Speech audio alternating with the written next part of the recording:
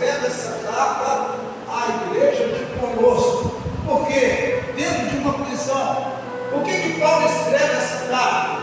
Porque Paulo está preocupado com aquela igreja. Paulo, por ele estar em um lugar desfavorável, Paulo vê que os irmãos estavam em um lugar favorável. Mas é interessante que quanto mais você está bem na sua vida, que você está vivendo algo bom na sua vida, você se torna muito mais presa fácil das coisas ruins. Porque talvez a gente, quando está lutando, quando a gente está em guerra, quando a gente está lutando ali em guerra, trabalhando, a gente fica mais vivo em nós mesmos. Mas quando você começa a viver uma vida tranquila, você começa que tudo está acontecendo a bom, as coisas estão favoráveis a você, a mim, nós começamos a relaxar na nossa vida.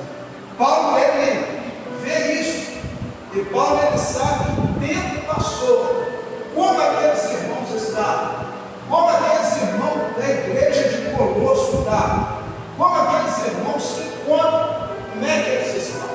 Paulo poderia, dentro daquela prisão de Roma, Paulo poderia escrever uma carta triste, Paulo poderia escrever uma carta ali, reclamando e perguntando por que Deus é tão injusto, por que Paulo está sofrendo ali, por que Paulo está dentro de uma prisão romana, por que Paulo está sendo maltratado por soldados romanos, por que Paulo está sendo hostilizado ali, por que está acontecendo isso? Paulo poderia, eu acredito, que quando aquela carta chega ali, eles vão ter curiosidade para ler aquela carta, e eles queriam, e agora eu vou ler algumas coisas que o começo dessa carta fala. E aqui nós olhamos aqui, Paulo faz um prefácio e a sua saudação. Olha como Paulo começa a escrever essa carta. Paulo ali, eu vou te falar como Paulo estava. Paulo estava ali com uma corrente nos pés, uma corrente ali, uma corrente amarrada aqui. Paulo tinha poucos espaços ali naquele calabouço que ele estava ali.